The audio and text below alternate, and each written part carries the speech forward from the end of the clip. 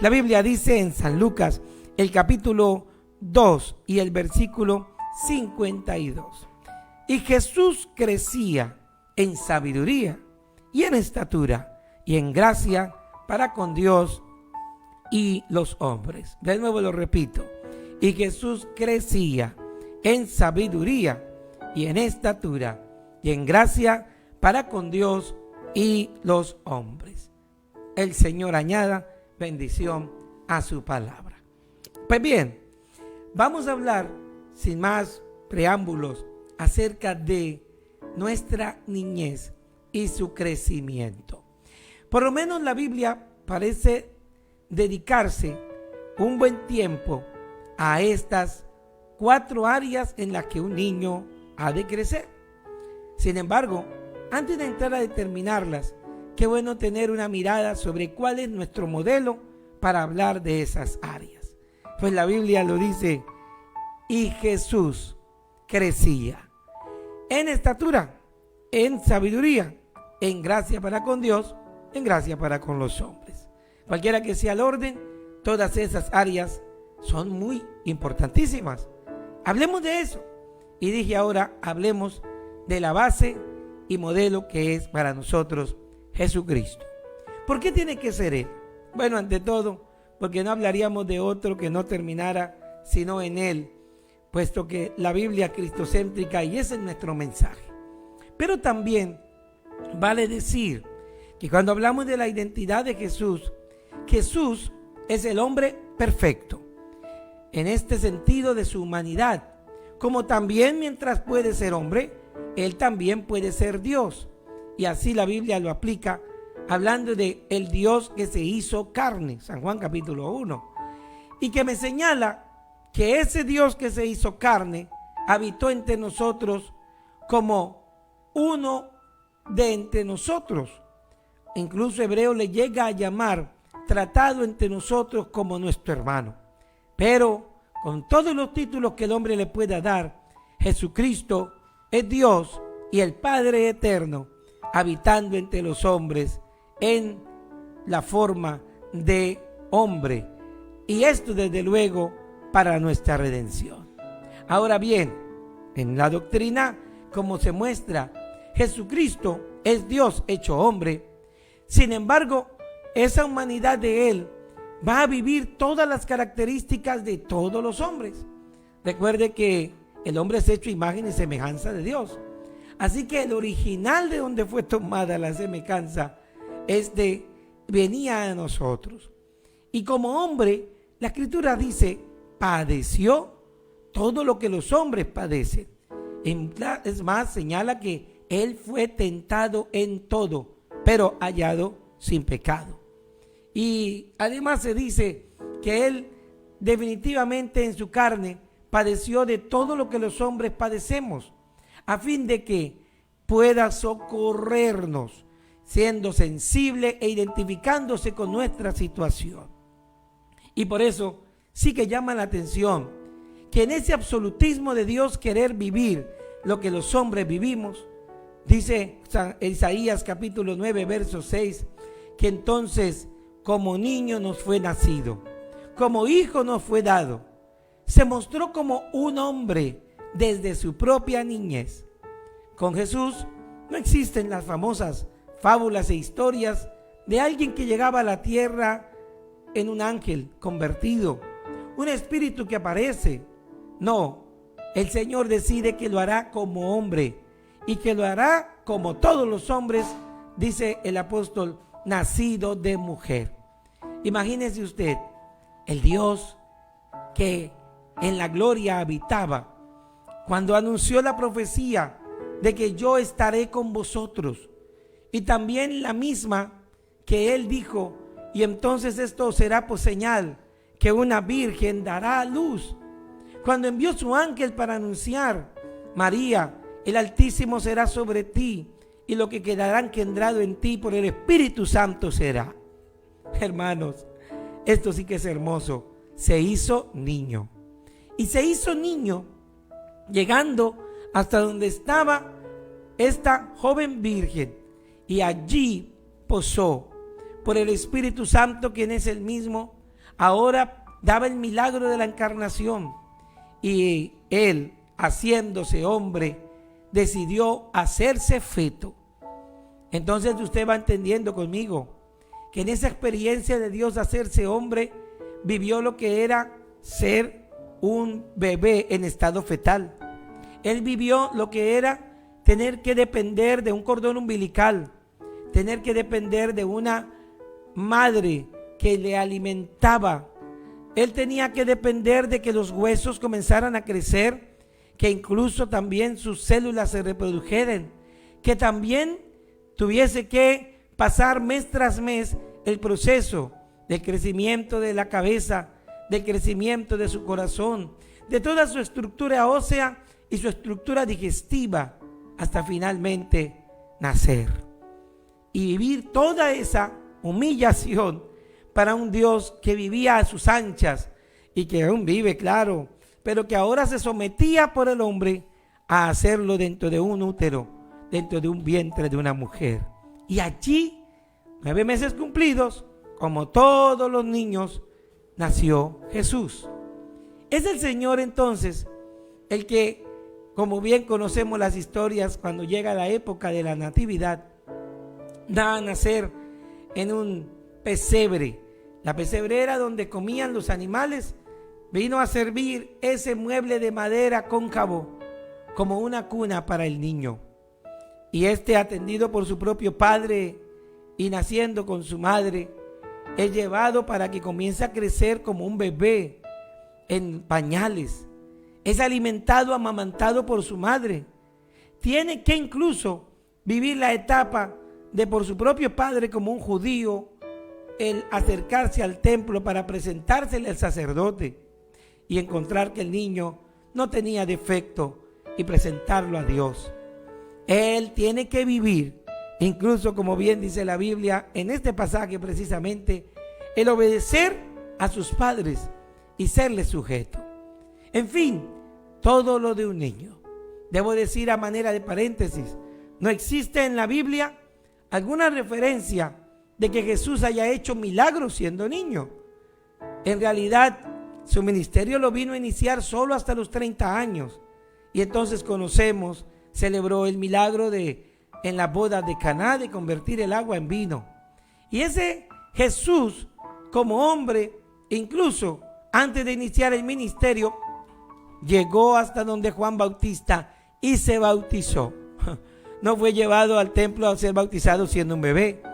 Tampoco llegó a ser un bebé que la gente considerara el Mesías. Realmente vivió una niñez normal. Si bien los reyes y aún los pastores lo adoraron, porque una estrella o unos ángeles le mostraron quién era ellos, tampoco se les dijo que lo difundieran, ni que lo anunciaran a otros. Así que Jesús, de Belén donde nace a Nazaret, ahí se cría como un niño más. Por favor, lo que no está en la Biblia no lo crea. No tenemos los milagros del niño Jesús. No tenemos las revelaciones del niño Jesús, ni las predicaciones del niño Jesús. Tal hecho no lo dice la Biblia, y si no lo dice, es bueno que no lo creas. Porque el divino niño no es bíblico. Jesús, como un hombre más, decidió asumir toda la identidad y formación de los hombres, a fin de participar de carne y sangre, como sus mismos hijos, también él participó de lo mismo. Qué hermoso, ¿verdad? Sin embargo, tomando de allí esta base, es mi anhelo hablar de la niñez esta semana.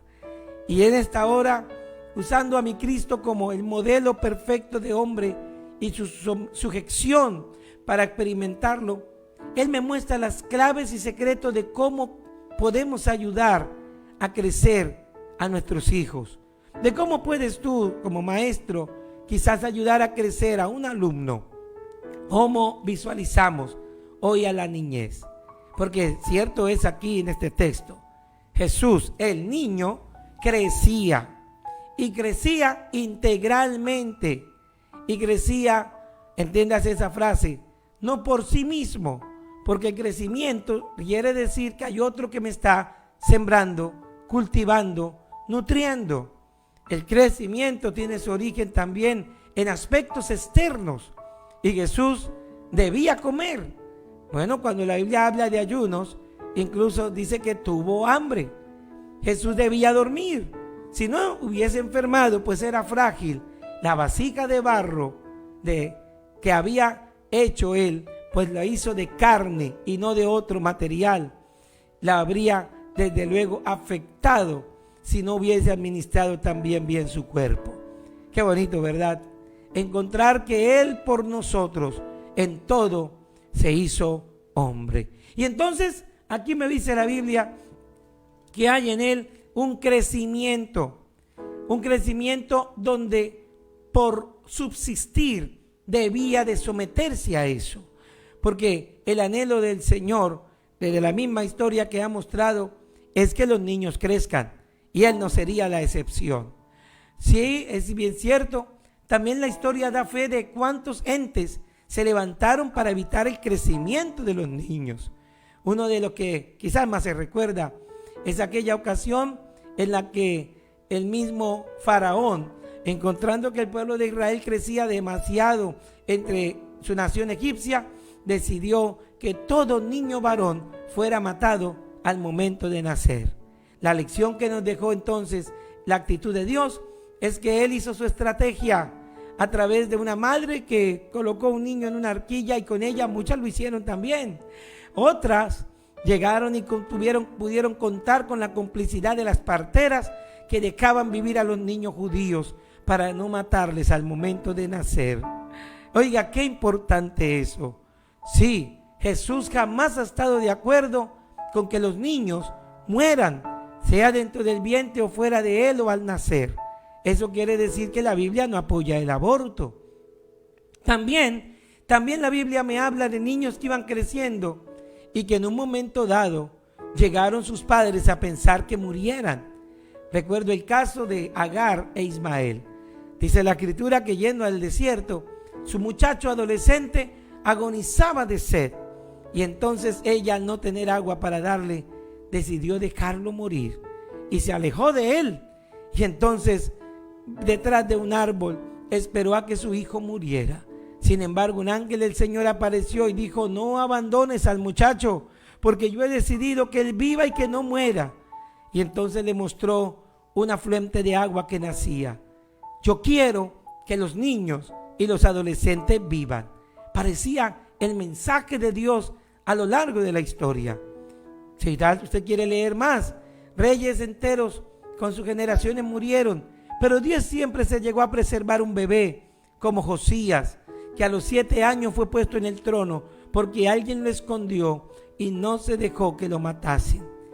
Y entonces heredó el trono de su padre y lo hizo con el temor de Dios. ¿Cómo ve Dios los niños? Los ve necesitados de ser cuidados, protegidos para que puedan crecer. Y al crecer, Él hacer con ellos su propósito. Creo que tenemos que ser conscientes de que aquí, igual que Agar, o igual como Dios hizo con Jocabed, la madre de Moisés, los primeros conscientes de que un niño requiere nuestro cuidado para que crezca, somos los que estamos encargados de ellos. Ellos no van a poder crecer solos. Es más, recuerde que el Señor quiso que la creación se administrara a través del cuidado del hombre. Señorearán los animales. Los mismos animales podrían extinguirse si el hombre no los cuida.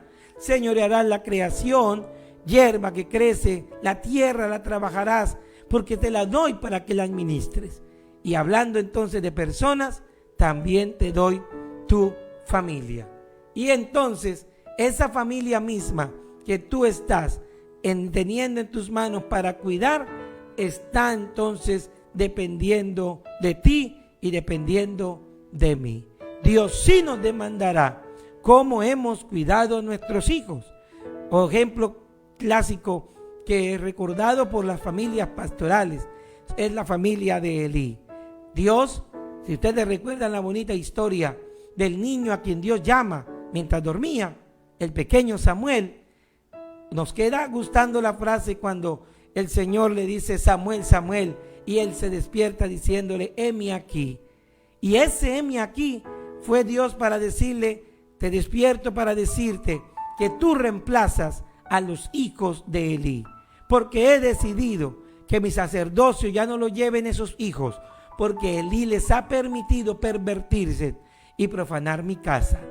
Fue el nacimiento del niño Samuel y su dedicación al sacerdocio un propósito de Dios para relevar a hijos rebeldes, para relevar hijos a quien su padre les permitió crecer en altivez, porque cual árbol no les podó la mala hierba de sus pensamientos contrarios a Dios.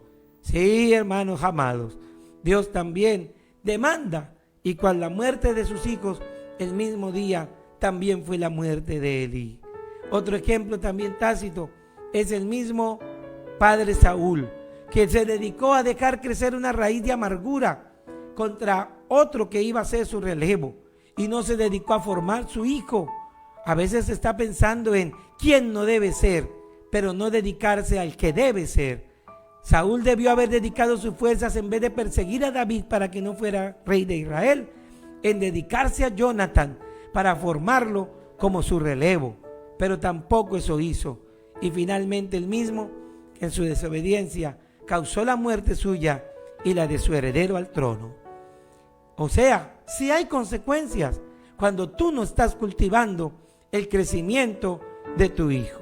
Y bueno, la primera parte en la que Dios insiste en el cómo hago para ayudar a crecer a mis hijos, cómo hago para que ellos tengan también la posibilidad de desarrollarse, porque tú no puedes quedarte solo viendo a los lados y decir qué buenos hijos tiene el hermano tal, qué admirables muchachos y muchachas la de la hermana tal. No, tú tienes la misma oportunidad que el otro, que ese otro que también de Dios recibe como tú recibes. Entonces, ¿por qué el jardín de alguno es mejor que el otro? ¿Por qué hay mejor cultivo y mejor plantío en unos que en otro? Tiene que ser porque alguno está siguiendo los principios de Dios para el crecimiento y algún otro no. Pienso que no solo es por desobediencia. Sé que alguno dirá, me ha sido imposible levantarlos porque ellos tienen también mi otro cónyuge que no es creyente de la palabra, o la fuerza del entorno, o la voluntad del chico también para decidirse a valorar lo que su padre o madre le está entregando. Todo eso es aceptable. Lo que no se puede aceptar es que tú no dejes de ayudarlo a crecer, porque es posible que un día la tormenta arrebate todo lo que el sembrador sembró, pero hay que volver a sembrar. Es posible que llegó la roya y afectó el plantío del café, y entonces usted que trabaja ya su cultivo viene y lo limpia, y también viene y lo fertiliza y aplica todo lo que hace que quite esa mala hierba. Pues eso es lo que Dios espera. Tendrás que hacerlo día a día, pero por favor no te detengas, que crezca. Y la primera área que la Biblia me dice, en la que quizás deba estar mi atención, es que el niño crecía en sabiduría. Así que si tú hablas como un jardinero, ¿y por dónde comienzo para ayudar a cultivar el crecimiento de mi hijo? La Biblia entonces me dice, comienza por su sabiduría. El niño debe crecer. Mire cuántos años tiene escrito este texto. Imagínese, yo creo que más de 2000. Pero ya el mismo Señor mostraba esa línea del crecimiento. Hoy se sabe por la ciencia que el crecimiento comienza en el cerebro, que el primer órgano en un niño dentro de un proceso de gestación comienza allí, su cerebro. Imagínense, paralelo al corazón, este órgano es el que comienza a captar y dirigir todo el desarrollo. Entonces no se equivoca la Biblia al decir que el crecimiento podría iniciar en sabiduría. Jesús crecía en sabiduría. ¿Cómo pudo haber crecido el Señor, nuestro modelo, en sabiduría? Bueno, no extrañaría que la nación hebrea, que tenía un mismo estándar de educación para todos los muchachos menores de 12 años, también la aplicaran en Jesús. Habían 3 fuentes para ayudar a crecer en sabiduría y conocimiento a los niños en Israel. La primera fuente era la tradición oral. La segunda fuente era la lectura de las escrituras. y su memorización. Y la tercera fuente era las festividades y el ejemplo. Se lo repito, para crecer en conocimiento, número 1, la tradición oral. ¿Qué quiere decir? Se lo cuento fácilmente. Tradición que pasa de una generación a otra, y oral era relatos que pasaban de una generación a otra. Es la escena común de un papá sentado en una mesa o en un sillón o en el pasto de un prado con sus hijos alrededor y él contando sus historias. ¿Cuáles historias contaban los hebreos? Todo el compendio de lo que habían sido las aventuras de Israel con su Dios, de cuando atravesaron el desierto sus padres, de cómo Dios les permitió sobrevivir a los imperios. Les contaban de profecías que estarían por cumplirse. La escritura estaba en la boca de los papás que se sentaban a hablar con sus hijos, y ellos entonces, cuyo cerebro blando es el de un niño, los conocimientos primarios que aprenda quedarán en el trasfondo, en el subconsciente, y no se borrarán. Ellos aprovechaban la niñez. Jesús, el Señor Jehová, les había dicho eso, que lo hicieran. Deuteronomio 6 da fe de eso. Él les dijo, y estas palabras, todo lo que Dios ha hecho con ustedes, lo repetirán a sus hijos cuando vayan andando en el camino, cuando se sienten a comer en casa, cuando estén por acostarse. Allá nacieron las historias antes de dormir, donde el relato era las historias de lo que Dios había hecho y lo que Dios era para ellos. Oiga, así crecen los hijos en sabiduría, ¿oyó? Contándoles lo que Dios ha hecho. Tal vez en ti, cómo eras tú sin Cristo y cómo lo eres ahora. Contándoles cómo se llegó el evangelio a la casa. Contándoles que si tú eres una familia cristiana, cómo habría sido si no llega la palabra de Dios y la comenzamos a obedecer. Cuéntales la historia de la cruz. Cuéntales la historia de Jesús. Cuéntales tu historia, lo que Dios ha hecho contigo. Digo, Jesús hacía al gadareno, quien había abandonado a su familia por causa de su sometimiento a los espíritus. Ahora que eres libre, cuéntale a los tuyos cuán grandes cosas ha hecho Dios contigo. Así crecen en conocimiento nuestra familia. Una segunda razón, recuerde, es la lectura de la Escritura. Oiga, ¿cuántos libros ha leído su hijo o su hija? Tú también le has comprado los de García Márquez. Le has tenido que comprar la Constitución Política. Le has tenido que comprar historias de fábulas para que el niño aprenda a leer, y de cuentos. Pues yo te felicito, pero si no estás dándole también la posibilidad de que lea la palabra, el niño tendrá entonces solamente tus historias y no las podrá corroborar como veraces, como aparecen en la Biblia. Los mismos estudiosos de la captación del aprendizaje dicen que el medio audiovisual, el niño oyendo y el niño viendo de la misma que concuerda, crea la enseñanza permanente y duradera. Por favor, haz que lea la Biblia, que la lea. Puede ser en un libro ilustrado, puede ser llena de colores, puede ser en figuras que lleguen a él. ¿Cuánto le inviertes a esa ropa bonita que él se acaba de poner? A esos zapatos bonitos. ¿Y no puedes ir a una librería cristiana y comprarle la Biblia para niños? Para que él se quede con esa lámina y diga, papi, y este barco tan grande, como decían mis niños pequeños, y este barco, papi, ¿por qué tan grande? Metiendo tantos animales. Los animales no sabían nadar, decía uno de los míos. Sí, y entonces tú puedes contarles la historia del diluvio. Tú puedes contarles que lo que está oyendo en la iglesia de labios de sus padres está allí. Que conozcan la Biblia antes de la cartilla del colegio. No te pretendo hacerte llorar y padre, lastimándote porque no lo hiciste antes de este tiempo, porque ignorabas que había que trabajar en el niño desde que comenzó, además de que leyendo la palabra, también pudiendo memorizarla. No te juzgo, Pero si todavía tienes tu hijo en casa, ayúdalo a que él conozca la Escritura. Se puede hacer poniendo textos bíblicos en las paredes. Se puede hacer que cada vez que abra sus ojos se encuentre con esa frase estrellándose. Puedes hacer que él también pueda oír canciones donde se escucha de Dios y a través de eso memorizar expresiones que hablan de un Dios que mañana servirá de base. Fíjese que muchos de las generaciones que no tuvieron padres cristianos, solo basta oírlos decir, como decía mi padre anciano, como decía mi madre. Y entonces esas frases que quedan allí están porque su cerebro fue blando y fue lo primero que recibió el conocimiento. De manera que le damos las gracias a Dios por aquellos que ayudan a que en sus hijos se memorice la palabra. Y si ya es un adolescente, todavía es tiempo. Compra esa música cristiana para que memorice palabra.